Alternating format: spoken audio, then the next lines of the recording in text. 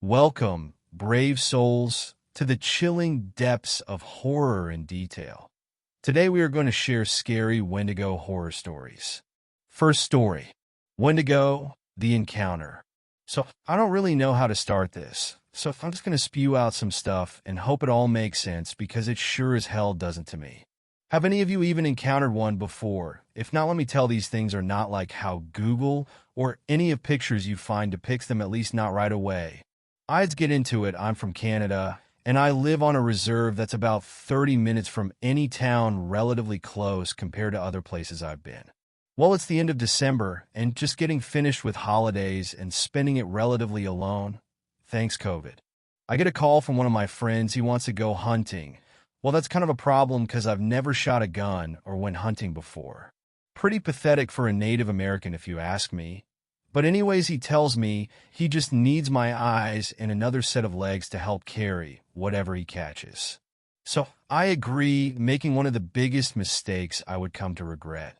So he picks me up in his crappy old Ford truck he uses for hunting, tells me we are going deep into the bush, and we'll find a spot to camp along the way. So we drive about 20 minutes into the woods following what little road is left, and we get to a point where we have to continue on foot. We unload our gear and supplies and carry it till we find a nice clearing with room for everything after we set up camp, we begin our trek into the woods, going farther than I had gone before. Saw a couple of bucks and rabbits, nothing too spectacular. So we keep looking cause he wants the big daddy buck, and we come to this other clearing much larger than the one we are camping at, and something about this part of the woods just feels off. It had a heavy feeling to like the air was thick and just a disorienting aura about this place. But we hadn't caught anything yet and we're getting hungry, so we spot a rabbit in the middle of this clearing. Buddy lines up the shot, and bam, we have dinner. So being the one without the gun, I go to get our little dinner in the middle of this clearing, and I notice something odd, that it's a perfect circle. No tree stumps, no sign that any human had made this gigantic circle. I also happened to notice what looked like claw marks on the trees surrounding the area. Buddy said it's from bears sharpening claws and marking territory, but the marks were so deep into the trees it seemed off. Anyways, it's dark out now, and we are back at our campsite eating and talking about how crazy this pandemic shit is. I also brought up the clearing we were at and how weird it felt to me. I wanted to know if he felt like that too, or if I was just exaggerating. My anxiety makes me do that sometimes. To which he said, yeah, he noticed a change in the air too, and said it made him feel dizzy and worn out, but he also said it just could have been from the long day we had. So on that note, it was time for bed. We both slept in same tent. It's the middle of winter, and bundling up can only do so much, plus he was like a brother to me. It had to be around 1 a.m., when we both woke up to sound of the most horrible scream I'd ever heard. What that was my first, though. I'm guessing my friend was thinking the thing as he looked at me with fear on his face. I know, because I was afraid too. So he grabs his gun, loads a round into the thing, and we just sit there for a while and listen. Now I know my friend is at least safe, he's got a gun, but I have nothing. Fear and my anxiety start getting the better of me. So I ask, where's the hatchet we used to split wood? Out there by the fire. He said, so I tell him I'm going to open the tent, grab the hatch, and when I jump in, you seal the thing back up. I open the tent, and as fast as I can bolt to grab that hatchet. As I go to turn around with hatchet in hand, I'm quickly greeted by my friend shoving me down by the back of my neck. He put his finger up to his mouth to tell me to be quiet, and we listen. In the distance, I can hear the slow sound of crunching snow and a faint, high-pitched guttural growl. Now I'm in full panic mode. We don't even have to say anything to each, cause we both know our hunting trip was over and it was time to leave. All we had to do was make it to the truck in the dead of night. It sounded so easy. But it wasn't, and I knew it from the moment I heard, I'm going to fire a warning shot. Before I could even open my mouth to tell him, no, it was too late. The shot rang in the distance, and for a moment there was silence. Then we heard it, a scream, so soul-piercing it felt like it lasted forever. It definitely echoed and lingered much more than this gunshot did. It was petrifying. I'd never heard such a haunting scream before that I was literally frozen in fear. Then we could hear whatever made this scream was charging right for us, with the sound of crunching snow getting closer and closer. We looked at each other and just ran in the direction of the truck, frantically sprinting, calling out to each other to make sure the other hadn't fallen behind. We're almost there, we kept telling each other as we are weaving through trees, making a beeline to the truck, trying to ignore the sound of this growl that sounds like it's right in my ear, but I can see the truck, we're going to make it, we're getting out of here. As we come up to the truck, my friend makes it to his side and unlocks both passenger and driver's side at the same time. As I open the door, he does so at the same time, and then he's gone in a flash of white. This thing had gotten him, ran at him with such force that when it tackled him, it shook the truck side to side. I stood there in shock. I call out to him, but all I can hear are screams and a couple gunshots, and then dead silence again. I know in my heart that my friend is dead. And so if I don't get out of here, I go over to the driver's side and find the keys on the ground. He must have let them go when he got tackled. I hop and start the damn thing, whip it around in the direction I needed to get out of here. Then I saw it. Skin as white as snow, completely hairless. Eyes that had sunken into its head, made dark circles around eyes that were just as white as its skin. No nose. Teeth so jagged and sharp-shined with the color of blood, and its lips looked like they had been chewed off, so all you're staring at is teeth. Its body was so disproportioned, long, lanky limbs. This thing is blocking me from leaving, but I'm getting out of here no matter what. I floor with the tires spinning, I shoot forward, and so does it, screaming that blood-curdling scream as it charges at me. Now I'm getting up close and personal as this thing lunges at the truck and bounces of the hood and over top of the truck. As I am speeding away, I glance at the rear view mirror and witness this thing get up and just stand there watching me drive off with its head tilted slightly. I knew I had just escaped death with the price of losing my friend. Second story. My grandma used to tell me scary stories when I was little. There's one I'll never forget. I was 10 years old when Grandma came to live with us. It was about 6 months after Granddad passed away, and I guess, looking back, she must have been lonely in that big house of theirs, rattling around with only the grief and memories for company. So despite a few protests from Mom, my parents took her in. There were no protests from me. None at all. Grandma was loud and fun, and I loved her. She had an almost limitless supply of boiled sweets, and she'd always slip me a couple whenever she saw me. She was always the first to stick up for me when I got in trouble too. But it was her stories I loved best. Grandma had all kinds of stories. Stories about growing up during World War II, and stories about the things she'd get up to with her friends on the South Coast after her family had been evacuated. Sad stories, funny stories, adventure stories. But it was her scary stories that were my favorite. Grandma had lots of scary stories. She told me she dabbled in the occult when she was a teenager, trying out Ouija boards with her friends, tarot cards, fortune-telling, all that stuff. Most of the stories I'd laugh off or forget about not long after she was done telling them. But there were a couple that really did spook me a bit. I was only 10 at the time, you have to understand, and Grandma certainly knew how to bring the stories to life. She'd shut off the lights in my room, so only the glow of the night sky shone through the curtains, and she'd shuffle in real close. Close enough so I could see the wrinkles on her face and smell the boiled sweets on her breath. Close enough so her deep blue eyes could stare straight into mine. She must have given me nightmares with a few of those tales, but now, years later, there's only one that I can still remember. Only one that stuck with me. The story about the shower and Mr. Longfingers. Grandma told me about Mr. Longfingers one night after I asked about her baths. Grandma used to love her baths.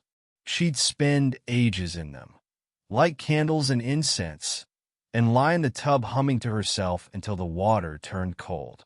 It drove my mom crazy, but when I asked her why she loved them so much, she said it was the only place she could relax.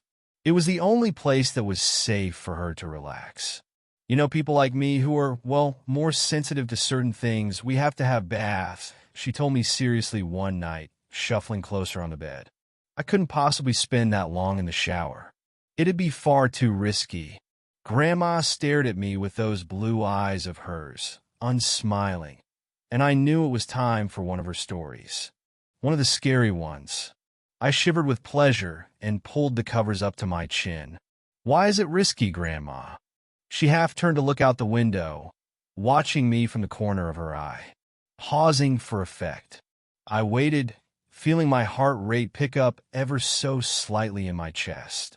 "Well," she said after a moment, "it's only risky if you close your eyes, of course.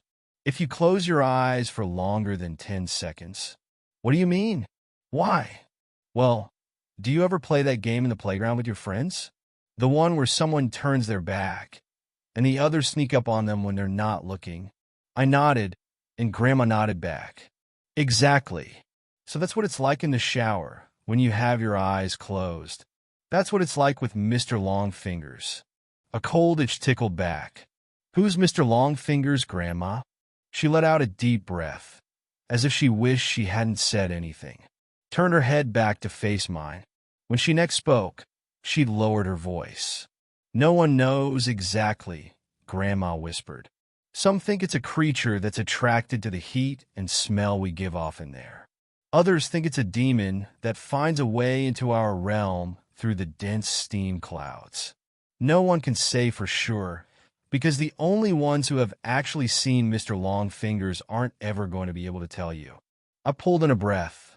"Why not?" Grandma shuffled closer along the bed and leaned towards me, leaving my question hanging in the air. "Don't you worry about it, sweetheart. Don't worry your pretty head.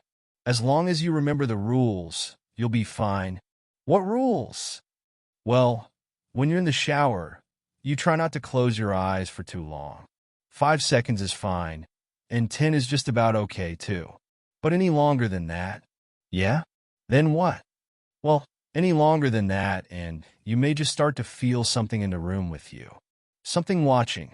And if you ever go longer than 15 seconds, that's when you might start to hear a noise, too." "Hear what?" "The soft tap-tap-tap of fingers on glass. Fingers drumming against the glass door of the shower. If you do ever hear that noise, God forbid, will you make me a promise?" "What, Grandma?" "Promise me you'll never open your eyes. Asterisk, I barely slept that night. Hardly at all. I'd close my eyes and try to relax, but every time I did, I'd imagine a face pressed against my bedroom window, staring in at me. And when I'd finally get to sleep, I had nightmares. Bad ones. I had them all week, in fact. Dreams about disembodied eyes watching me in the dark, and long fingers reaching out to touch my exposed skin. It wasn't any better when I was awake, either. Not really. The shower was the worst. That's when Grandma's story really got to me. I never thought about it before, but suddenly I had trouble shutting my eyes in there. I'd be standing beneath the beating water, shampoo running down my face. And as soon as I squinted my eyelids closed, I'd hear Grandma's words running through my head. 5 seconds is fine, and 10 is just about okay, too. But any longer than that, I'd rub my hair fast, feeling the shampoo dripping off my chin. And as soon as I counted past 5 seconds, I'd feel it. A sort of pressure, not a feeling of being watched, exactly, but something close to that. I'd run my fingers faster and faster through my hair, frantically trying to get the suds out, and the ready blackness behind my closed eyes coupled with a rush of water in my ears would feel like a held breath, like the silence before a scream. The seconds would race through my mind, and I'd be so desperate to open my eyes again that I'd sometimes do it before my hair was rinsed fully clean, and my eyes would sting with shampoo. But before I shut them again, I'd always be sure to peer out through the steamed glass door of the shower cubicle, just to make sure I was still alone. Asterisk. It wasn't long before Mum realized something was up. She heard me crying out in my sleep one night, and came in to comfort me, asked me what the matter was, and it all came out. I told her about Grandma's stories and about Mr. Longfingers. She got this look on her face when I was telling her like she used to get with me when I'd made her really mad. This wide-eyed, angry look. Only this time, she wasn't angry with me. She was angry with Grandma. My parents' room was next to mine, and sometimes if I pressed my ear against the wall, I could hear them talking in there. Soft whispers. That night, though, after Mom was satisfied, I wasn't scared anymore, and she'd gone back to her room. The whispers weren't soft at all. Oh no. I heard Mom hissing to Dad about Grandma, about the stories she'd told me. Mom's voice floated through the wall, sharp and crisp. You know what your fucking mother said to him now? Don't you, Simon? Dad's response was an unintelligible mutter. She's told him there's a monster that'll get him if he shuts his eyes in the shower. A monster. The poor kid's been having nightmares about it all week. Seriously, Simon, you'd better say something to her tomorrow morning, first thing. Or I will. Grandma came to visit me in my room the following night. That time, as she perched on the end of my bed, there were no stories. Nothing like that. Grandma just sat there and stared down at me, her blue eyes wide and sad. The light from the moon outside my window lit up her wrinkled face. You know I'd never let anything bad happen to you, don't you? She said after a moment. I nodded my head. I know, Grandma. You know I wouldn't let you come to any harm? I nodded again. Okay, good. That's good. She looked away from me for a moment. Out the window. You know, the things I tell you in the evening are meant to help you, sweetheart. They're meant to toughen you up a bit. Protect you. She paused and shook her head. But maybe your mom's right. Maybe I went too far this time. She looked down at me and smiled. But even then, even though I was only 10 years old, I could tell it didn't quite reach her eyes. I'll tell you what, Grandma said. You know what I told you about Mr. Longfingers in the shower? Well, I'm going to make sure you're safe. I'll scare the bastard off. How about that? It won't come back in a hurry if it has to face me. I stared up at Grandma, watching her face glow in the moonlight, watching her smile down at me. I nodded my head once. Asterisk. I was the one who found her. I don't know when exactly it happened, but I guess it was about a week after we had that talk in my room. A week after she told me she wouldn't let me come to any harm. I woke early that morning from a bad dream to a heavy thumping sound. I sat bolt upright in bed. My room was quiet around me, and I couldn't hear anything from the wall that joined my parents' room either. But the house wasn't entirely silent. Floating down the hall, muffled by my closed door, I could hear the sound of rushing water, the noise of the shower. I leapt out of bed and ran down the upstairs hallway, heart already pounding in my chest. As soon as I reached the closed bathroom door, I started banging on it. A deep terror was welling up inside me like cold water from a well, something I couldn't place, and I kept banging and shouting Grandma over and over again, even though she didn't respond. Off to my right, I was dimly aware of voices from my parents' room, the sleepy shuffle of footsteps, but before they had a chance to make it out onto the landing, I'd lifted my hand to test out the door handle, more out of instinct than because I thought it might actually open. But the door wasn't locked. I kept banging with my free hand, and it swung suddenly inwards, bringing me face to face with a wall of steam. Heat struck my skin. I squinted my eyes against the damp fog and peered into the bathroom. And before Dad pushed me to one side, before everything around me descended into shouting and tears and chaos, I saw her. I saw Grandma. She was lying naked on the floor in the shower cubicle, the water beating down around her, blue eyes bulging from her face.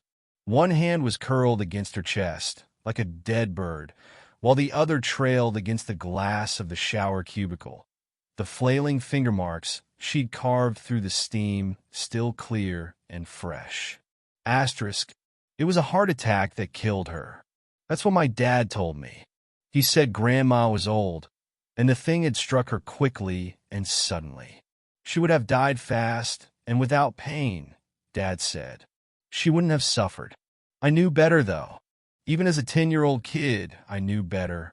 And years later, writing this as an adult, I still know better. I also know my wife and kids resent me for refusing to have a shower in the house, for insisting everyone take baths. They pretend it's okay, and they humor me, but I can tell they don't really understand it. Not at all. My wife thinks she does. She thinks I still carry the trauma of seeing my grandmother dying in front of me when I was little. I guess she's right in a way, but she doesn't know the full truth. Nobody does. And no one would believe me even if I told them. No one would believe me if I said the reason I don't take showers, the reason I haven't had one since I was 10 years old, isn't because I'm scarred from the sight of a dead body. It's because all those years ago, when I crept back into the still hot bathroom after the paramedics had taken Grandma's body downstairs, I made sure to check the marks her fingers had carved through the steamed glass of the shower cubicle. And those marks weren't just on the inside.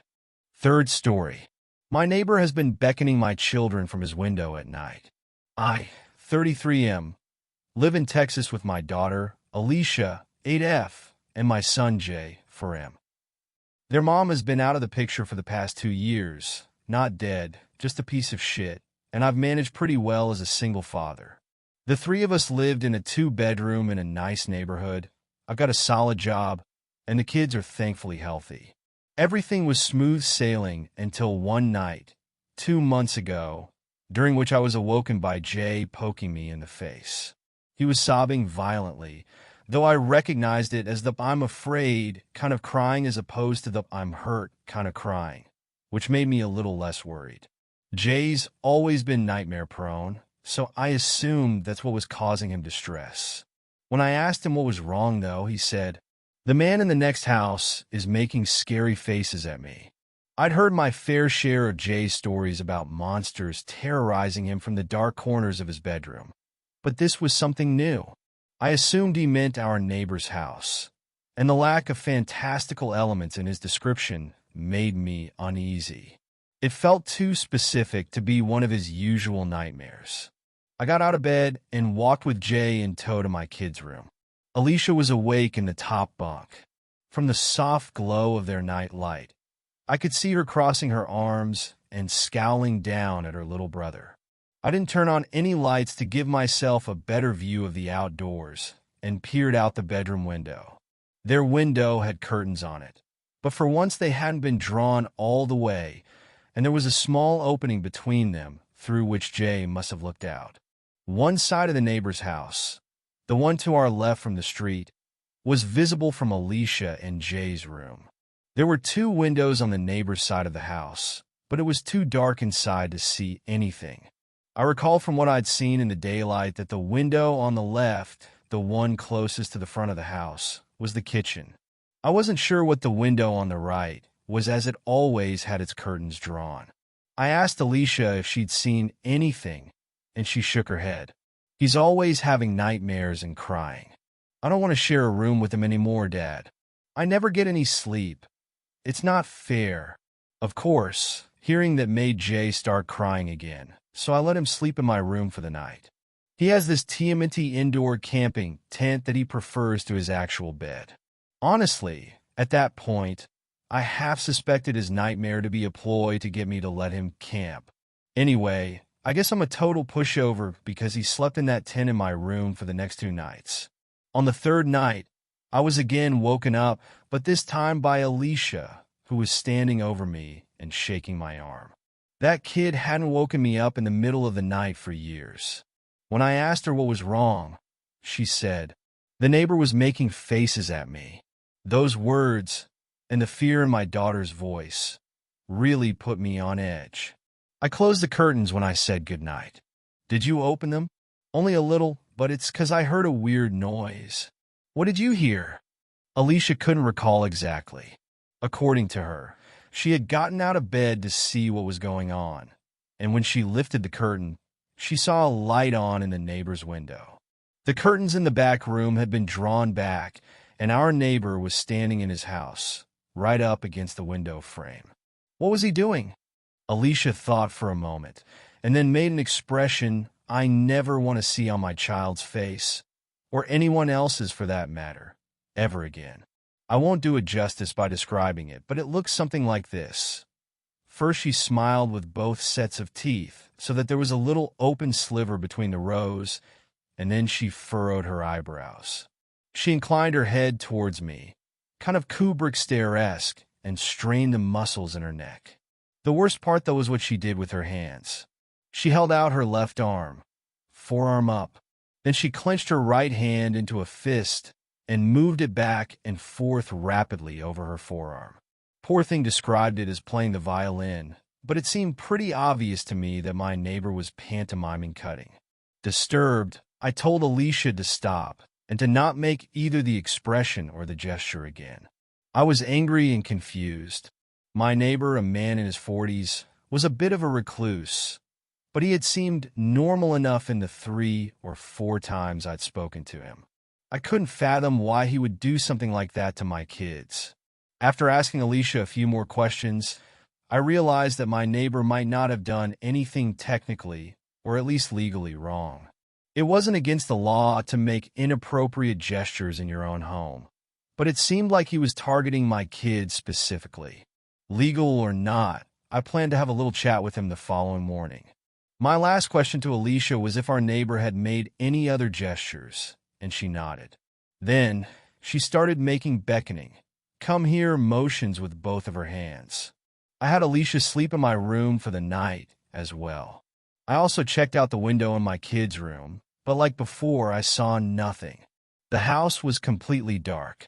The next morning before work and after dropping Alicia and Jay off to school, I spent a good 5 minutes knocking on my neighbor's front door. I figured he was home since his car was in the driveway, but he never answered the door. Eventually, I had to leave for work, and as I was walking away, I turned around quickly to see if he was watching me. He was the coward. I saw him for a split second at the front window before he ducked beneath the sill and out of view. Clearly, the guy had problems. I yelled out to him to stop with us, and then left. That same night, I put a plan in motion. While my kids slept in my room, I hung out in theirs. It was a Friday night, and I was ready to pull an all-nighter so that I could catch my neighbor in the act. Although I trusted my kids, I wanted to confirm that there was actually something nefarious going on before I escalated things. I made sure the house was locked up and all the curtains drawn, tucked my kids in, and sat on the floor under the window in their room. At around 9, I started marathoning midnight mass on my phone. I didn't want to wear headphones and miss any strange sounds, so I kept the volume low and mostly read subtitles. At midnight, I started to hear strange sounds. Like Alicia said, it's a bit hard to describe. Best I can do is that it was this low, repeated clicking sound. You know the CHK sound you make to beckon a horse? It was something like that. All I knew is that the sound was undoubtedly coming from a person.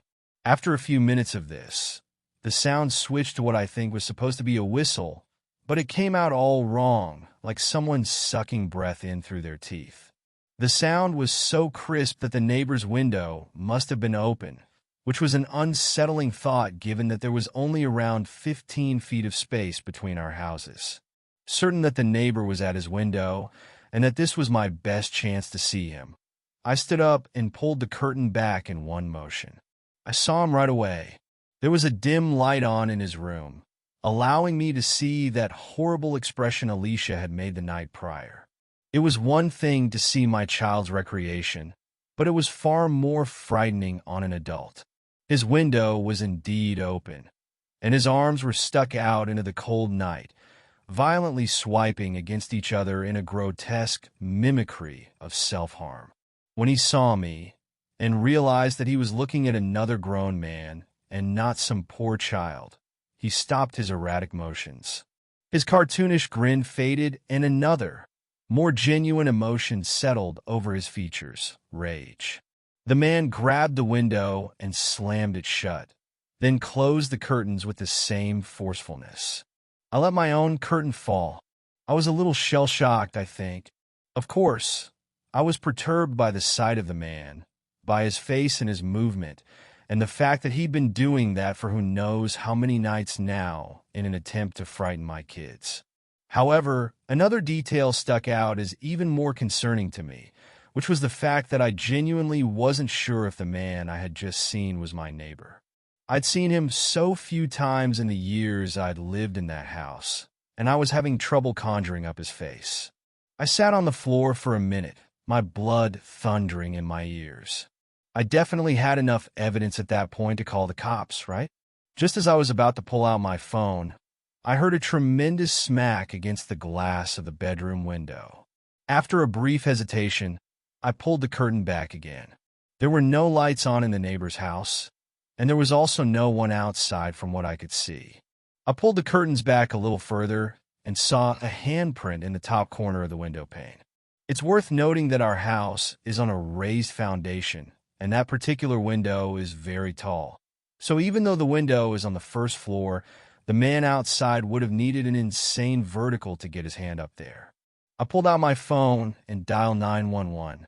As I explained the situation to them, I quickly walked around the house to see if I could catch a glimpse of the man. My last stop was my bedroom. Once inside, I locked the doors, and while still on the phone with the operator, I took my handgun out of the safe in my closet. My heart was beating out of my damn chest, but I knew I had to stay calm. Even more so when I saw that Alicia was awake and looking out of the tent at me. I reassured her in as few words as I could, whispering that we were okay, but we had to stay very quiet. I sat on the edge of my bed, my firearm ready and my ears straining. My kid's tent was in the corner, and to the left of the tent, in the middle of the wall and directly across from where I sat, was a window. After what felt like an eternity, I saw something. It was a cloudless night, and the moonlight was bright enough that I could see a silhouette through the white curtains. The dark shape was nebulous at first, but became more clear as the man outside stepped closer to the window. Somehow, he knew which room we were in. The silhouette didn't move for several minutes, and I remember being thankful that, from the angle at which she sat, Alicia couldn't see it. Then, something happened that I couldn't entirely wrap my head around. The man stepped back from the glass and raised his arms, making a Y shape with his body and his limbs. Only his arms were far too long. They seemed to be double the length that they should have been, each arm about the same length as his entire body. I thought at first that he was holding something, maybe two pipes that just appeared to be an extension of his limbs, but I could clearly see two hands at the ends of the extremities.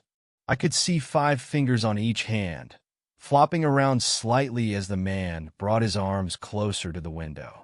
Thud, thud, thud. I stood up and readied myself to shoot, but just then the sounds of sirens pierced the quiet night. The man outside banged his hands against the window one last time, and then it was as if someone had sliced his arms at the elbows. His forearms seemed to shear right off, and the man took off running before they so much as hit the ground. When the police officers announced themselves, I answered the door and explained the situation to them. 2 officers, a man and a woman, asked me a few questions about my neighbor, which I assume was necessary to establish probable cause for a search. Once finished, they told me to stay inside with the doors locked while they investigated the neighbor's house. I watched them through the window of Alicia and Jay's room. They knocked on the neighbor's door, and when no one answered, they tried the front door handle. I watched the unlocked door swing open. The 2 looked at one another, and then entered. I'm not sure what they found inside that house. All I know is that when they emerged a few moments later, they both looked very disturbed. When I went outside to ask what they had found, the female officer told me simply, "Your neighbor's dead." The rest of the night was a blur of strangers in uniforms filing in and out of my neighbor's home. Some came to my porch afterwards to ask me questions, and none offered me any answers. They moved with tight-lipped efficiency, their faces guarded, their words clipped. At one point, I wandered to the side of the house and found several people photographing something on the ground outside my bedroom window. Before they could ask me to leave, I made out the gruesome shape of 2 human arms. The kids and I have been staying in my parents' apartment for months, And I think everyone, even Jay, is getting tired of the cramped living situation. We can't stay in the house. Alicia is way too traumatized for that. And I wouldn't be comfortable staying there while the murderer is still at large anyway. I want to sell the damn house, but our story going semi-viral is making that difficult. After all, who would want a house that, thanks to the news, has become permanently associated with phrases like dismemberment and days of torture and victim barely recognizable as human? Fourth story, the Wendigo tapes. It was late when we pulled up to the cabin. The headlights of our Suburban reflected off the darkened windows, briefly shining on the ominous trees that surrounded us. It had been a long driver, and the change in altitude was taking its toll. My parents were normally pretty lively, but I could tell they were beginning to get on each other's nerves. They never bickered, at least in front of us, but they were usually quiet. A slight drizzle started in the night sky, and we all jumped out of the SUV while grabbing our bags. Dad went straight for the cabin, while we quickly made our way behind him. Inside, the new cabin was picture perfect, just like the AD said on Airbnb. It was more luxurious than rustic, but we preferred it that way. Normally, we would have stayed at the family cabin on my mom's side, but the forest fires over the summer had finally taken their toll. We were disappointed, but it was only a matter of time, and we knew that however this didn't help with our adjusting to the new place we were renting. Paintings of landscapes and majestic animals lined the walls, making this almost obnoxious, but that was probably me just being overcritical. The week at the cabin was always a treat everyone looked forward to. It was one of the few things that my family did religiously every year aside from maybe church on Christmas. My brother and I scoured the cabin for our rooms. I ended up taking the loft, which sat in the nook of the A-frame that looked down into the rest of the cabin. Updated carpet as well as log-styled furniture filled the room. In the corner was a dated TV with one of those VCRs built in, but nothing else around it. The walls were designed like logs. The roof angled somewhat sharply, and facing out the rear was a large window. I was able to look out and see the forest that seemed to engulf us. The moon was playing its part in adding a slightly eerie vibe, casting shadows amidst its pale light. I laid my stuff on the bed and glanced out, taking in the breathtaking sight. I turned to put my stuff away and noticed a small door outlined on the log-styled wall. It had a small brass knob that barely stuck out and blended in almost perfectly had it not been for the obnoxious lock that kept it closed. The lock looked old. The opening on it appeared worn, and the key must have been equally large and awkward. Everything in this cabin seemed new, or at least updated aside from the TV in the corner, so it was strange to see something so out of place. I put my things away, paid the random small door no mind. Not much later, my mother called us from the living room, and we all slowly gathered from our separate areas. I don't know about you guys, but I am very hungry. Does anyone want to come with me to get food to bring back here? She asked. Seeing how this cabin didn't have Wi-Fi and we were virtually off the grid, I volunteered. My brother and dad were either too tired or not hungry enough to care, so we made it a girls' trip back into town. So how do you like the cabin so far? Mom asked as we got buckled in the SUV. I mean, I like our old cabin, but this one is slightly nicer. It's newer, but I wish it had Wi-Fi or at least a real TV. I said, trying not to complain. Yeah, the old cabin was nice. It was much closer, but we got a screaming deal on this one. It's probably because it's in the middle of nowhere, but I guess that's the point. We drove out of the woods and back onto the road, leading us into Gavin County. The radio softly played some kind of country music, and Mom went over the plans for the week, most of which were things not taking place at the actual cabin itself. We drove on the empty road, occasionally passing another vehicle, undoubtedly another poor family being forced to spend time together, I thought. The thing I liked about the old cabin was that there were other cabins nearby, some of which we were even friends, but out here, out in the middle of the woods, I felt so incredibly isolated. We drove down to town, where the half-dozen lights of whatever businesses that were still open glowed faintly. I feel like most small towns seem to have a Chinese place, which, unfortunately, this one didn't. But like every small town, it did have a gas station, a pawn shop, and an outdated post office, all of which were closed. There was one diner, however, that still seemed to be open. It had a few cars parked out front, which we ended up pulling into considering we had no other options in town.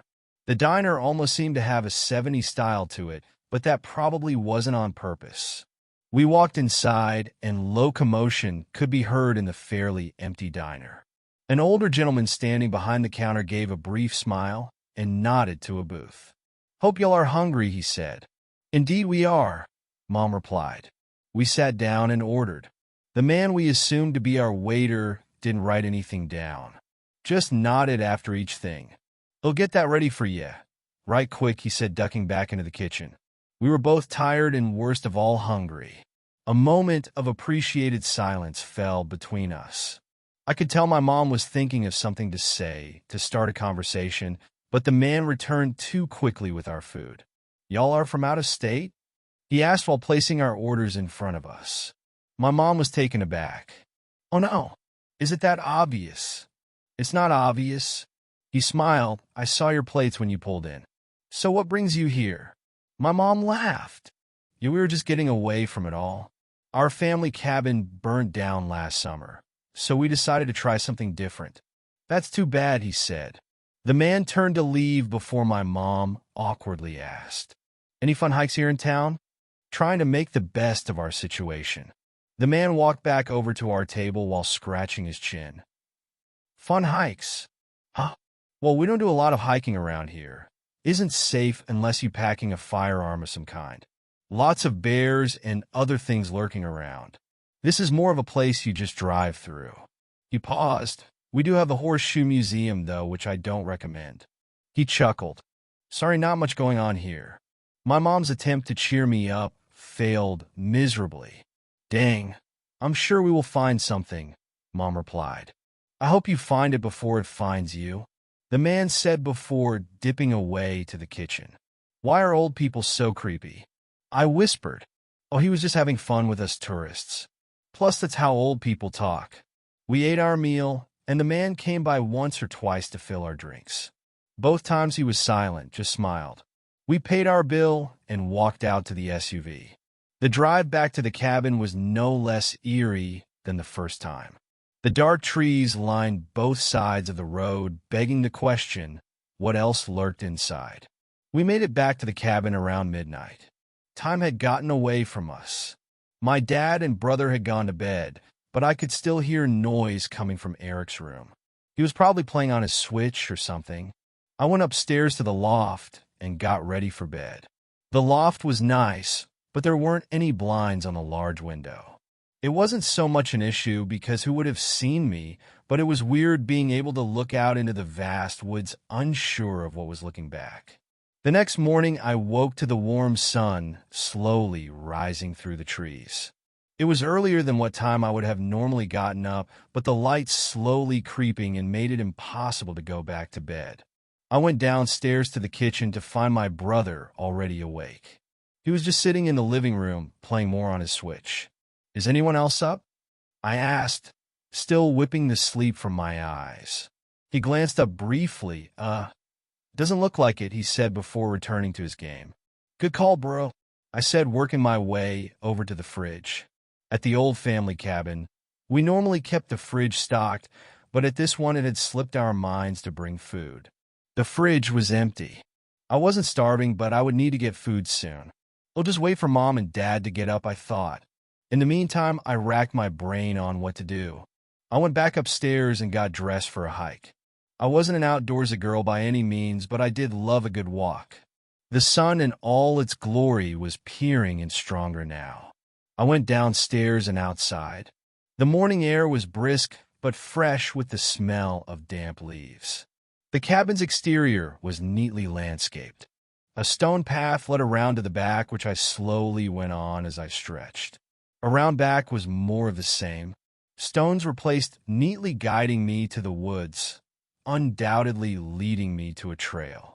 I followed the stone path out into the woods, and the neatly placed stones eventually stopped at a basic dirt path. One much less cared for. A quick 20-minute walk couldn't hurt. I always had a rule that the second I couldn't see a path, I would stop and turn around. No sense in getting lost in woods I was unfamiliar with. Plus, knowing my brother, he would probably forget to tell my parents I went for a walk. I walked a good 5 minutes when I remembered the conversation from last night.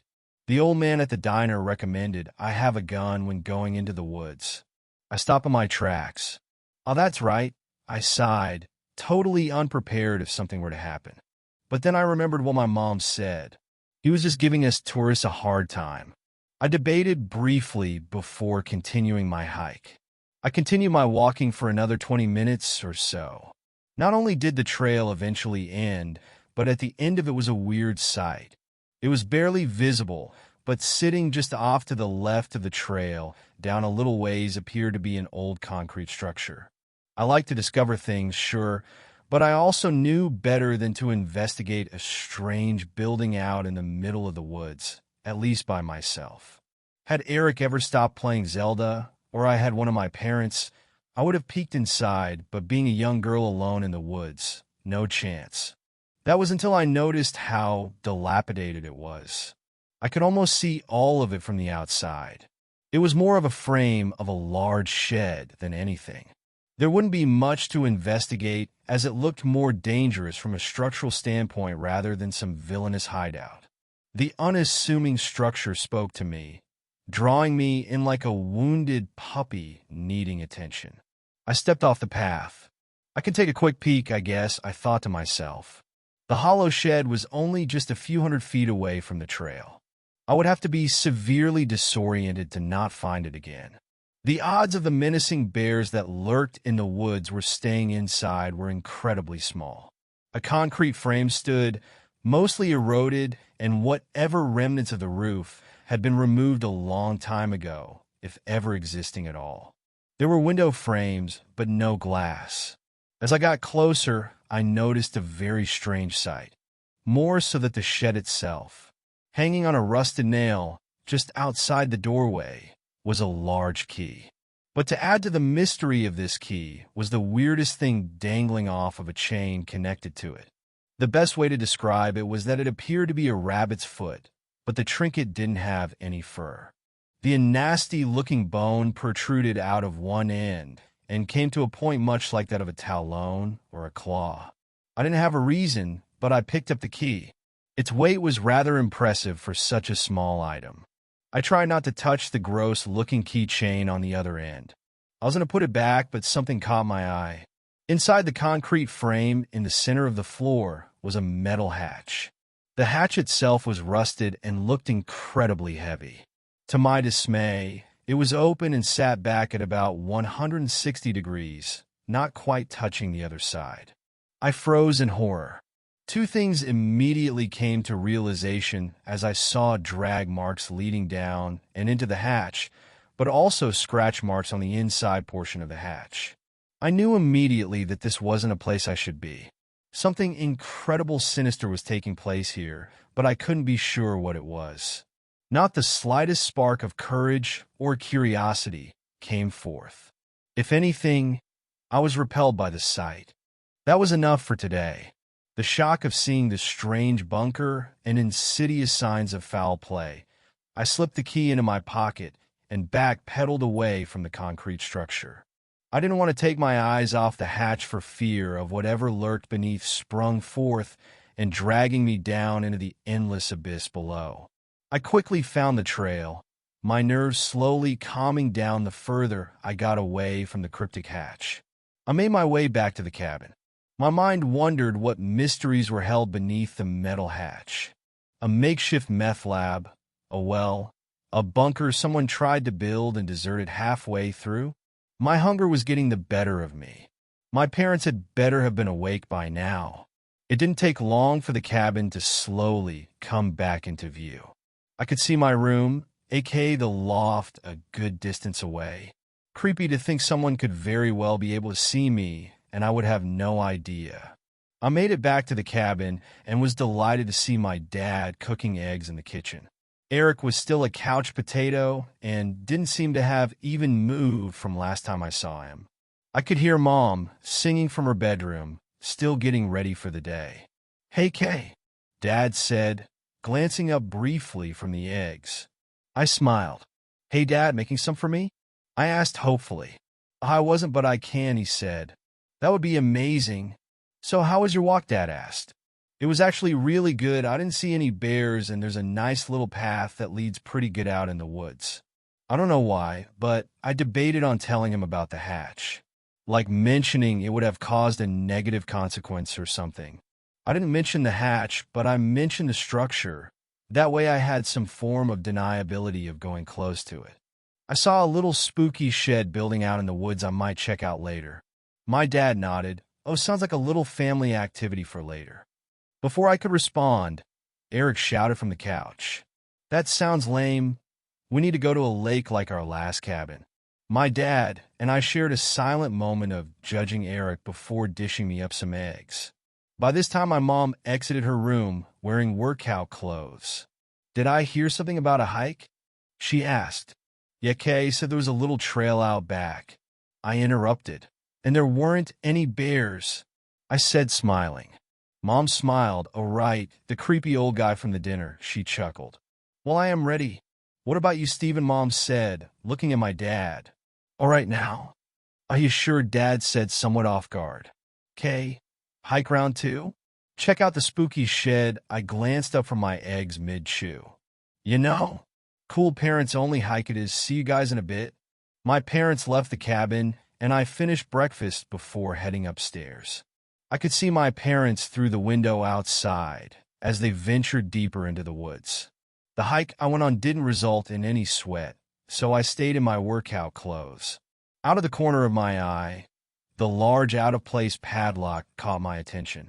I turned my head slightly and saw the outline of the door that blended in so well. Weird. I looked at the lock for a brief moment before an idea slowly came into my mind.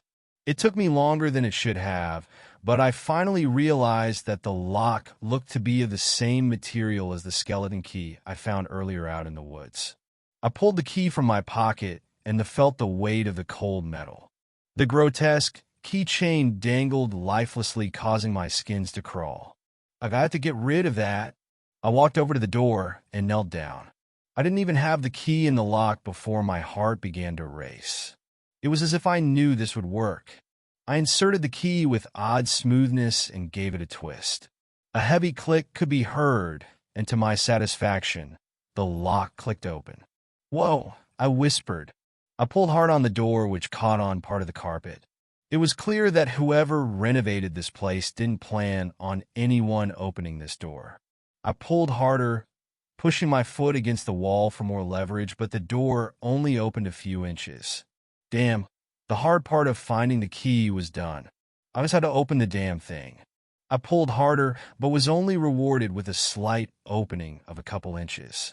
I peered inside what little I could open, but was disappointed in not having a clear view. I stuck my arm inside, reaching around for anything, and to my surprise, I felt an open cardboard box. It was heavy, but I pulled it towards the door.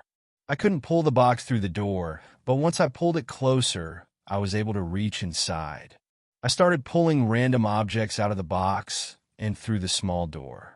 To my surprise, I started pulling videotapes that were old and had written labels on them.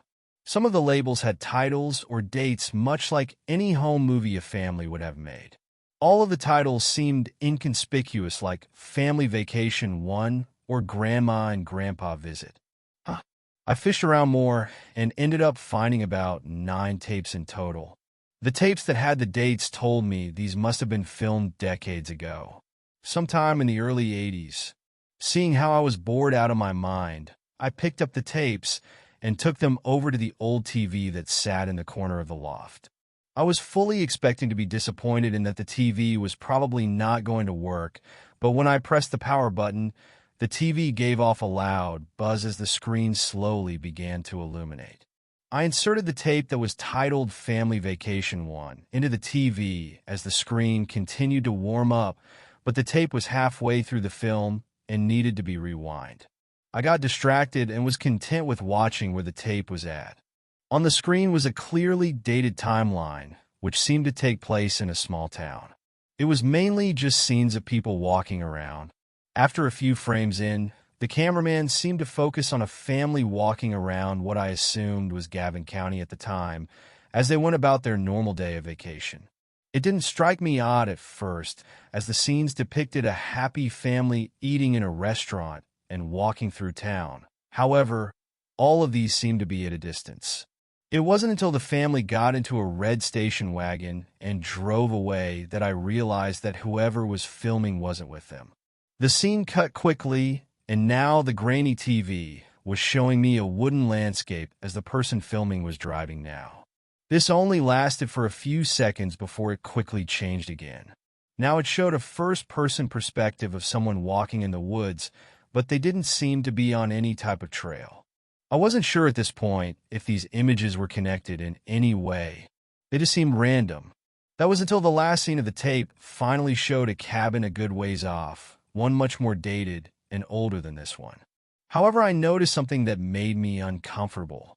Parked out front of the cabin was a bright red station wagon, one I assumed was the same one the family had gotten into earlier.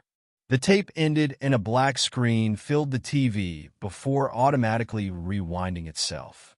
I put in a second tape that was only titled with a date. This one had been rewind unlike the first. This one took place in a city. It was nighttime.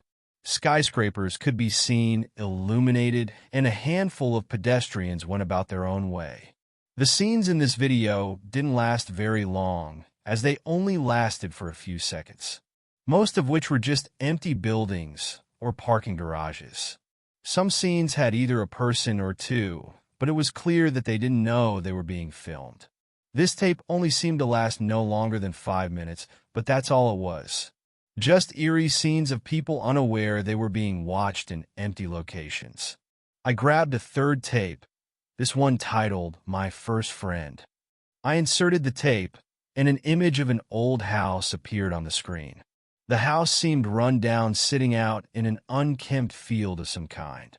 It was bright out. Again, the perspective was first person. So far in all of these tapes, I didn't get to see who was filming. This tape was one continuous shot. The person slowly approached the home, which was clear that it was abandoned. The front door had been boarded up. The scene slowly showed us walking around the house, filming in windows and peering inside.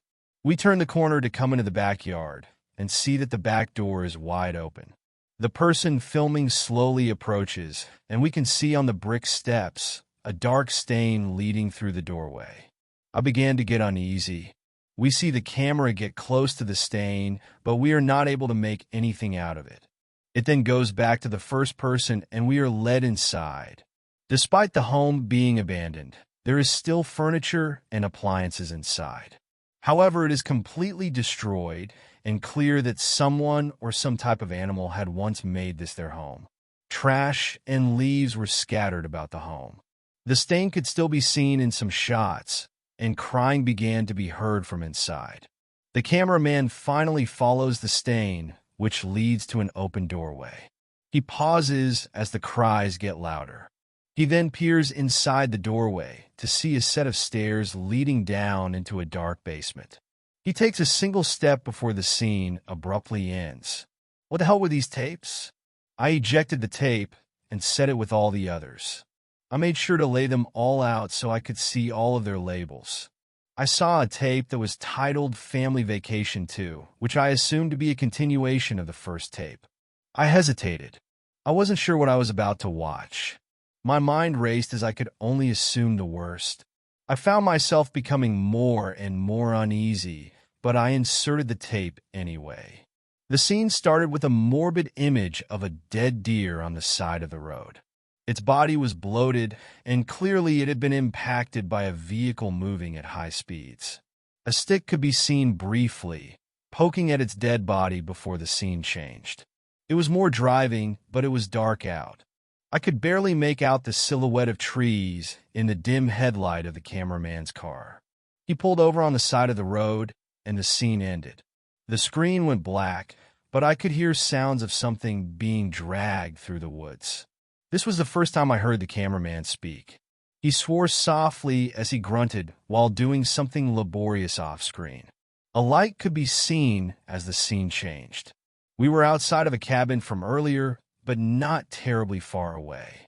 The light inside reveals the family from earlier, but enjoying their evening oblivious that this person was filming outside. They seemed to be laughing or talking as we sat quietly in the darkness. This went on for a while as we just sat still and watched. Finally, the lights from inside go off and the dragging sound continues. We hear something being dragged onto what sounded like wooden boards before the scene changes abruptly. It's morning time, and we see the front of the cabin. We are behind the red station wagon and see the dead deer from earlier on the porch laying in front of the door before the tape ends. It had seemed that each tape I put in, it got more and more disturbing, more unsettling. I grabbed another tape, but I could only imagine the worst. It was titled Dinner with Friend. This tape was at the end of the recording, so I had to rewind to the beginning. This took a few moments as the screen was blue, slowly blinking, rewind, as a whirring sound could be heard within. I was fixated on the screen, completely obsessed with this stash of nostalgic morbid tapes. The screen immediately displayed an image of a woman gagged and bloodied. She was staring directly in front of the camera, sobbing. She was in some kind of dark room with a very dull flashlight shined right on her face. "Oh my gosh," I whispered, putting my hand over my mouth. The camera slowly steps away, revealing her leg was chained to a concrete wall. "I want you to meet my friend," a soft masculine voice said from behind the camera. "Maybe we can all be friends?" The camera then turned and pointed to the other side of the room, revealing a large, unfinished basement, but one you wouldn't find in a house, more like some kind of abandoned building. Several concrete pillars stood, and the man shined his light in between as if he was expecting something to come out of the darkness. You couldn't see the other end of the basement, but I was beginning to fear that the cameraman was the least of this poor woman's problems. You could hear the chain behind the cameraman move slightly, the woman's soft sobs continuing. "Richard," the man cooed, as if trying to coax out a pet from underneath a couch gently. The man began to chuckle. I don't know if that's his real name, but I like to think that's what he'd like to be called. He doesn't like to talk. The light continued to scan in the dark before resting on a pale figure that could be seen briefly poking its head out from behind the pillar. The figure was at a distance, and the viewer was not able to get a good look, plus camera quality was incredibly poor. Just pixels of what I assumed to be something terrible. The woman, despite being gagged, began to scream terrified, muffled cries. She clearly didn't like what she saw. The man began to backpedal, clearly worried. "There he is," he whispered. "There's Richard. You get to meet him." The woman continued to scream while tried to follow the cameraman, who was clearly distancing himself before the chain had reached its end. The man filming continued to back up, leaving the woman in between himself and the pale figure lurking in the darkness. The frame then held still as the woman pulled on the chain frantically. The beam of the flashlight would occasionally shine on her, and then behind her, as I expected to see something come from the darkness. To my absolute horror, I saw why the woman was so frantic. Slowly approaching from the darkness appeared to be something tall. It was hard to make out details at first since the lens was not focused on him. I could tell by the pale outline that whatever this thing was not wearing any clothes, and it most certainly wasn't human. The creature slowly came into view, revealing a horrifying face. Skin pulled tight over sharp and ragged bones. Eyes sunk deep into its head, and teeth seemed to spill out of its mouth as it appeared to be smiling. Long arms reached forwards, grabbing hold of the chain with clawed hands, and began to slowly pull the woman towards him. The woman tried to pull back, but it was useless. "Shhhh," the man hushed.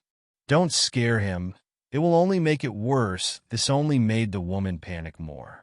The woman slowly got pulled away, and I hoped to God that the tape would end like the others, but it didn't. The creature grabbed hold of the woman's arm and pulled it effortlessly off of her body. Blood spewed violently as the creature dropped her and began to take large bites of the removed limb, but it then did something that shocked me. Something even more than this horrible nightmare that came to life before me. It then held out the limb to the woman as she flailed on the ground in pain and stared at her. It extended its hand towards her face and sliced off the gag and held her flesh towards her face. "Eat it," the man whispered. "He wants to share with you." The cameraman then slowly inched forward as he tried to get a good shot of what was happening when the scene ended. I tried to mentally digest what I just saw. I couldn't believe it. I had easily just witnessed the worst thing I had ever seen. Why the hell were these tapes here, and who made them? I got up and removed myself from the tapes and went downstairs. I had to tell my parents. I had to tell them what I found and turn these tapes into the police. Eric had made his way over to the kitchen and was eating his snack, his Switch charging next to him. "Where's Mom and Dad?" I asked, somewhat on edge. He glanced in my direction, but didn't look at me. "Good question." Still on that hike, I guess." I checked the time. I had easily just watched an hour of who knows what. There's no way that they were still on that trail. Maybe they found another trail or went into town without telling us, I thought. I checked outside, and the SUV was still parked out front. I then remembered the hatch. I just prayed that they didn't do anything stupid, that they had enough common sense to leave the mysterious hatch alone, but things weren't adding up. I waited for them for another hour, but they never showed up. It was now late in the afternoon. It was going to get dark soon. I took the keys to the SUV and made my way over to the front door. "Eric, you should probably come with me. I'm going to head into town and get ice cream. You want to come?" I had to lie. I knew if I told him the truth, he wouldn't believe me or just wouldn't listen. "Ice cream? Yeah. But shouldn't we wait for Mom and Dad?" I paused. No, you wouldn't let us go if they knew." He had a smile on his face, and I knew he was in. We went outside and got into the SUV and took off back into town. It took us longer than I remembered, but we rolled in around 4 p.m. To my surprise, despite finally having cellular data again, the town didn't have a police station. I called 911 and got an operator on the line, but when she asked me for the address, I completely blanked. The address. There's no address. It's just some cabin off the road heading into Gavin County. I said. The woman on the other line wasn't helpful. "Well, what's the emergency you would like to report?" A slight hint of sass in her voice. "My parents have been missing all morning. I don't know what to do." The woman paused before responding. "Well, let me see what I can do." I kept the woman on the line, and we drove back to the cabin, still on hold as we waited for a response. Eric was upset about the ice cream, but I told him we'll make it up to him. I parked outside of the cabin and told him to wait here and talk to the operator if she ever got back on the line. I knew what I had to do. I had to look for them myself. I went into the cabin and found a large steak knife in the kitchen and a flashlight under the sink. For good measure, I went back upstairs and grabbed the key and put it in my pocket. I went out the back door of the cabin and headed on the trail that led deep into the woods. The trail was less pleasant than earlier, my mind still swarming with thought of what I had witnessed on that old TV. I just hoped that my parents gotten lost or something incredibly harmless happened, but it was so unlike them to just run off like this. You could hear the chain behind the cameraman move slightly, the woman's soft sobs continuing. "Richard," the man cooed, as if trying to coax out a pet from underneath a couch gently. The man began to chuckle. I don't know if that's his real name, but I like to think that's what he'd like to be called. He doesn't like to talk. The light continued to scan in the dark before resting on a pale figure that could be seen briefly poking its head out from behind the pillar. The figure was at a distance, and the viewer was not able to get a good look, plus camera quality was incredibly poor. Just pixels of what I assumed to be something terrible. The woman, despite being gagged, began to scream terrified, muffled cries.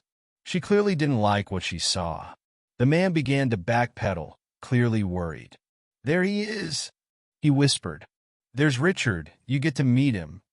The woman continued to scream while tried to follow the cameraman, who was clearly distancing himself before the chain had reached its end.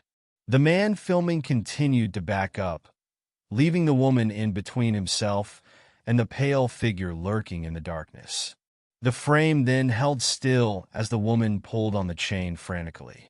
The beam of the flashlight would occasionally shine on her, and then behind her, as I expected to see something come from the darkness. To my absolute horror, I saw why the woman was so frantic. Slowly approaching from the darkness appeared to be something tall. It was hard to make out details at first since the lens was not focused on him. I could tell by the pale outline that whatever this thing was not wearing any clothes, and it most certainly wasn't human. The creature slowly came into view, revealing a horrifying face. Skin pulled tight over sharp and ragged bones. Eyes sunk deep into its head, and teeth seemed to spill out of its mouth as it appeared to be smiling. Long arms reached forwards, grabbing hold of the chain with clawed hands, and began to slowly pull the woman towards him. The woman tried to pull back, but it was useless. "SHHHH," the man hushed. "Don't scare him. It will only make it worse." This only made the woman panic more. The woman slowly got pulled away, and I hoped to God that the tape would end like the others, but it didn't. The creature grabbed hold of the woman's arm and pulled it effortlessly off of her body. Blood spewed violently as the creature dropped her and began to take large bites of the removed limb, but it then did something that shocked me. Something even more than this horrible nightmare that came to life before me. It then held out the limb to the woman as she flailed on the ground in pain and stared at her. It extended its hand towards her face and sliced off the gag and held her flesh towards her face. "Eat it," the man whispered. "He wants to share with you." The cameraman then slowly inched forward as he tried to get a good shot of what was happening when the scene ended. I tried to mentally digest what I just saw. I couldn't believe it. I had easily just witnessed the worst thing I had ever seen. Why the hell were these tapes here, and who made them? I got up and removed myself from the tapes and went downstairs. I had to tell my parents. I had to tell them what I found and turn these tapes into the police. Eric had made his way over to the kitchen and was eating a snack, his Switch charging next to him. "Where's Mom and Dad?" I asked, somewhat on edge. He glanced in my direction, but didn't look at me. "Good question. Still on that hike, I guess." I checked the time. I had easily just watched an hour of who knows what. There's no way that they were still on that trail. Maybe they found another trail or went into town without telling us, I thought. I checked outside, and the SUV was still parked out front.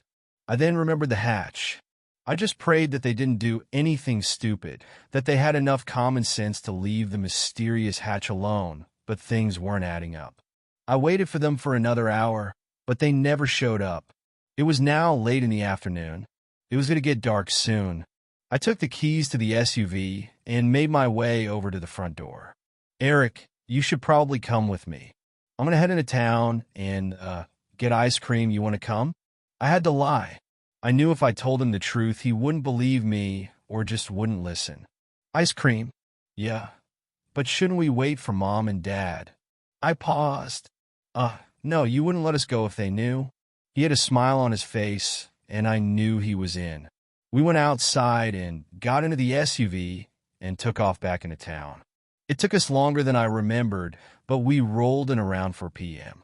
To my surprise, despite finally having cellular data again, the town didn't have a police station. I called 911 and got an operator on the line, but when she asked me for the address, I completely blanked. The address, there's no address, it's just some cabin off the road heading into Gavin County. I said, The woman on the other line wasn't helpful. "Well, what's the emergency you would like to report?" A slight hint of sass in her voice. "My parents have been missing all morning. I don't know what to do." The woman paused before responding. "Well, let me see what I can do." I kept the woman on the line, and we drove back to the cabin, still on hold as we waited for a response. Eric was upset about the ice cream, but I told him we'll make it up to him. I parked outside of the cabin and told him to wait here and talk to the operator if she ever got back on the line. I knew what I had to do. I had to look for them myself. I went into the cabin and found a large steak knife in the kitchen and a flashlight under the sink. For good measure, I went back upstairs and grabbed the key and put it in my pocket. I went out the back door of the cabin and headed on the trail that led deep into the woods. The trail was less pleasant than earlier, my mind still swarming with thought of what I had witnessed on that old TV. I just hoped that my parents gotten lost or something incredibly harmless happened, but it was so unlike them to just run off like this. Fifth story. My grandmother told me a scary bedtime story. Years later, I found out that the story she told me was horrifyingly true. I watched from a distance while my grandma and grandpa fished on their lake in the backyard, but one thing confused me. While grandpa cast his line and watched his rod, waiting for the anticipating tug of a fish, grandma's gaze remained fixed across the lake, her head tilted intently towards the dark fringe of woods. I never saw her look at the bobbing lures. She didn't even seem interested in fishing at all. I thought that maybe she just simply enjoyed looking at the trees. But a nagging feeling persisted. There was more to her gaze than a simple love for nature. It was summer break, and I decided to spend it at my grandparents' house in Knoxville, Tennessee. They lived in a 2-story house, recently built in 2018. It connected directly to a lake, with a dock jutting out on the far right side where my grandpa kept his bass boat. My grandparents were a sweet and quiet couple. They kept to themselves most of the time, living a peaceful life in their little corner of the world. Every summer, though my visits became a tradition, Grandma's invitation was always an automatic yes, her warm smile and gentle voice a beacon calling me back. There were countless things to love about my grandma, her kindness and generosity at the top of the list. If I wanted something, it was usually an automatic yes from her too. But one of the things I truly cherished most was her stories. Unlike Grandpa, who mostly stuck to tales of his time in the military, exciting stories filled with bravery and adventure, of course, Grandma was a bottomless well of stories. Whether it was a funny story from her childhood, a heartwarming story about a kind neighbor, or a fantastical bedtime story that transported me to magical lands, Grandma always had one on hand. She was one of those special grandmas who could weave a story from thin air, her words painting vivid pictures in my mind. Grandpa, on the other hand, was a man of few words. A quiet strength emanated from him, and the stories he did tell were always about his service. He'd talk about the places he'd been, the challenges he'd faced, and the lessons he'd learned. While not as fantastical as Grandma's stories, they held a different kind of magic, a testament to his resilience and the experiences that shaped him. One of the things I always admired about Grandpa was his outdoor skills. He'd tell me most of his knowledge came from his military training, jokingly saying they prepared him for anything. He was a true outdoorsman, the kind of person I'd trust implicitly if we were ever lost in the wilderness. He knew everything about fishing, the best spots on the lake, the best techniques to catch different types of fish. Some of my favorite memories were spent on his boat, cutting through the cool morning water, the sun rising over the horizon, and the gentle hum of the motor a comforting lullaby. Every night, Grandma dipped into her seemingly endless well of stories. I never quite understood how she did it. Her mind was like a sprawling library, shelves overflowing with stories to tell. One night, she'd tell me a story of brave knights seeking vengeance, their swords gleaming in the sun. Another night, She'd tell me a story of a land shimmering with magic spells and cursed lands. Then there were the scary stories. Now, Grandma usually avoided them. She knew how they affected me. But the thing about those stories was the detail. Oh man, the detail. They were so vivid, so real, it felt like I was peeking through a crack into another world. A world where the monsters and creatures she described lurked. A world so terrifying that I felt like falling through that crack would kill me. Every night was the same routine. Nestled under a patchwork quilt in the guest room, I'd wait with bated breath. The soft click of the doorknob was my cue. Grandma, her face etched with a lifetime of stories, would enter, a gentle smile gracing her lips. She'd pull up a rocking chair, its rhythmic creak adding to the lullaby effect. Then, in a warm voice, she'd begin telling me a story. One night, though, tucked under the patchwork quilt, I waited for Grandma's nightly visit. The soft click of the doorknob announced her arrival. "Ready for another story?" she asked, her voice a warm rumble. I nodded eagerly. Nights at Grandma's were journeys to magical lands, each story more thrilling than the last. But tonight, I craved a different kind of story, a different kind of excitement. "Can you tell me a scary story tonight, Grandma?" I blurted out. A flicker of surprise crossed her face, followed by a thoughtful pause. Unlike her usual repertoire of action-packed adventures, her stories have always steered clear of scary ones. She sat beside me on the patchwork quilt, her usual mischievous eyes replaced by a thoughtful gaze.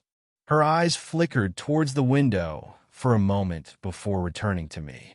Then, with a gentle smile, she began. "Those woods outside your window," she started, her voice a warm rumble. I instinctively glanced towards the window, the familiar silhouette of the trees, outlined across the lake. "There's something in those woods," she continued, her voice dropping to a hushed whisper. A shiver danced down my spine, though the room remained pleasantly warm. Those simple words made me so uncomfortable that I was tempted to just tell Grandma to stop, but the truth was I was hooked. Grandma did tell me scary stories on rare occasions, but they were always fictional, completely disconnected from the real world. She continued, "Every 7 years, it comes out of those woods. It emerges a creature that's been on this earth for thousands of years. It crawls on all fours.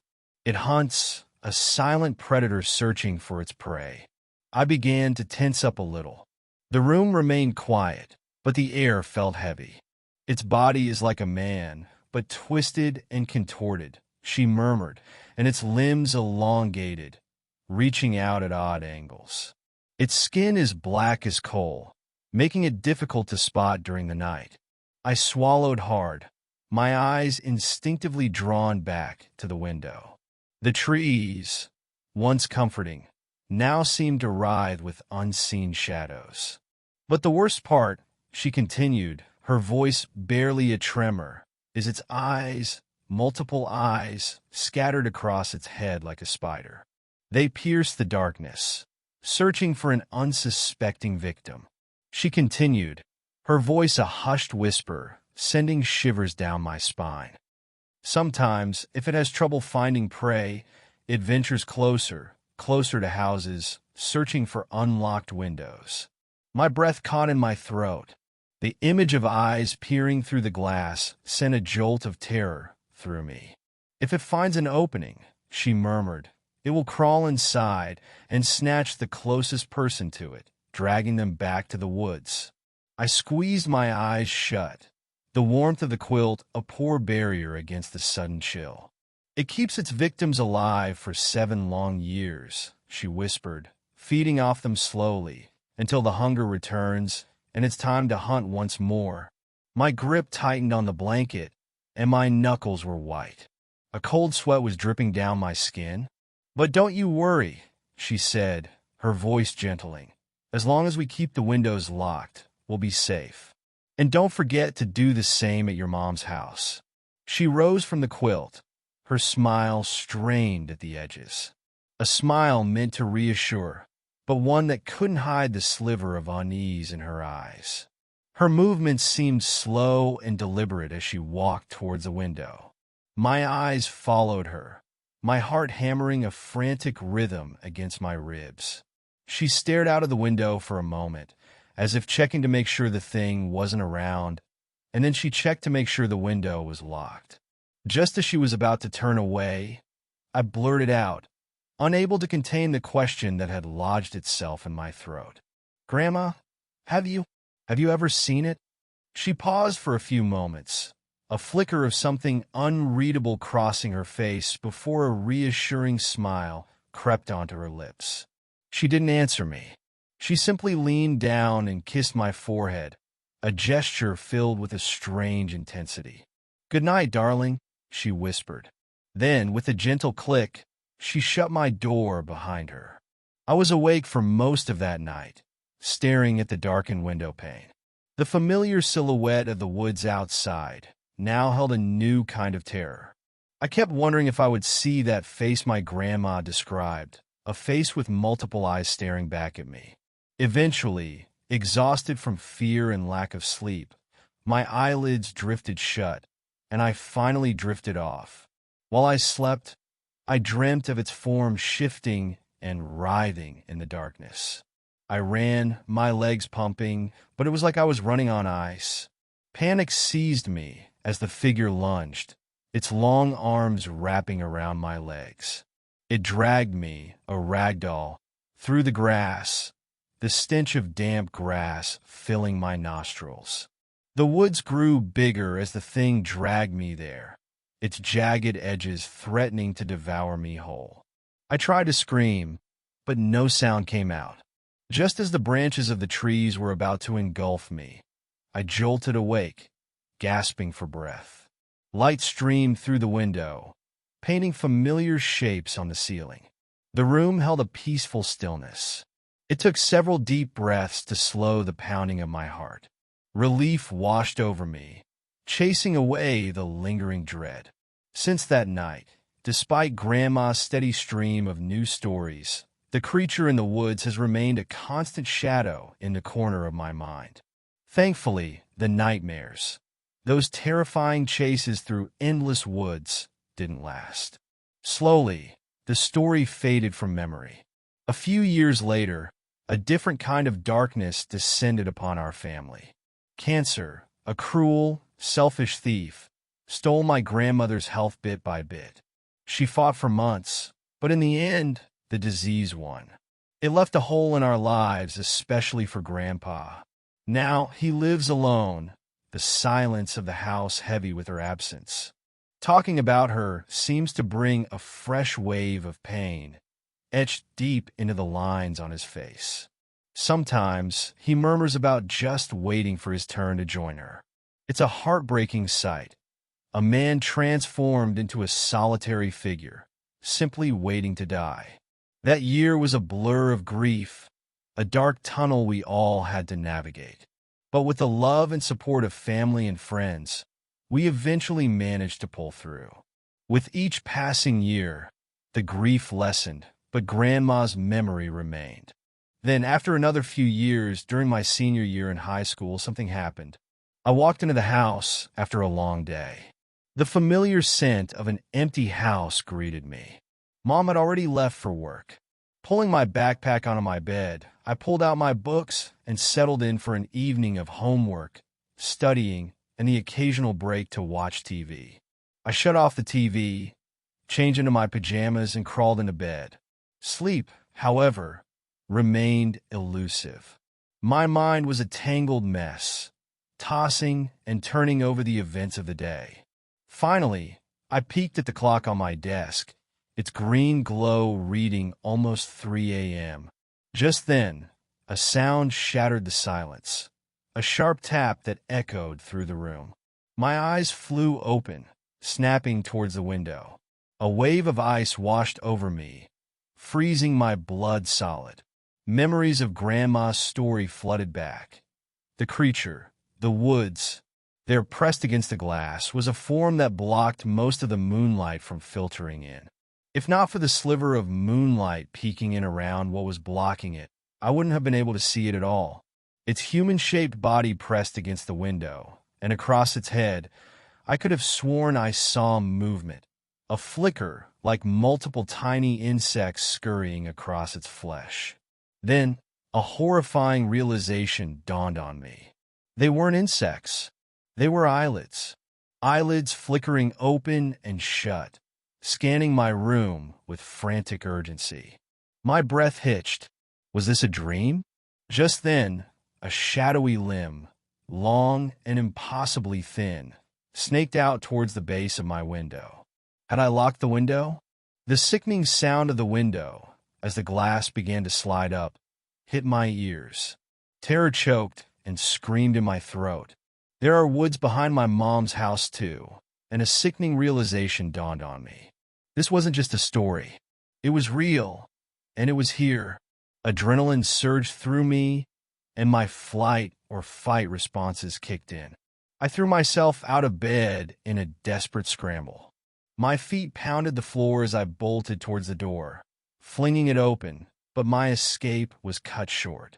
The door slammed shut in my face, the force of it throwing me backward. A strangled cry escaped my lips as a wave of terror washed over me. My body locked up, and every muscle seized in a silent scream. Somehow, it was now in my room, that fast. It was no longer at the window. It was now above me, above my door. One of its grotesquely long limbs, tipped with a hand like a spider's claw, pressed firmly against the door, pinning me inside. Another seemed contorted at an unnatural angle, its fingers splayed against the wall in a grotesque parody of a grip. The head, if you could call it that, twisted on its neck in a way that defied human anatomy, almost spinning completely around. A chorus of eyes locked onto me. Trapped and alone, I stumbled back, my mind scrambling for any flicker of hope. The second floor was an escape route, but a leap out the window would likely result in injury, leaving me in a vulnerable position. Besides, that's where it probably wanted me. Right next to the door stood my wooden baseball bat. In a desperate lunge, I grabbed it, the wood rough against my grip. With a yell, I swung the bat with all my strength, connecting with a sickening thud.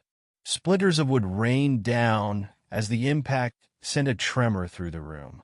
The creature recoiled slightly, its multiple eyes flickering in what might have been surprise. But the silence that followed was the most unsettling part.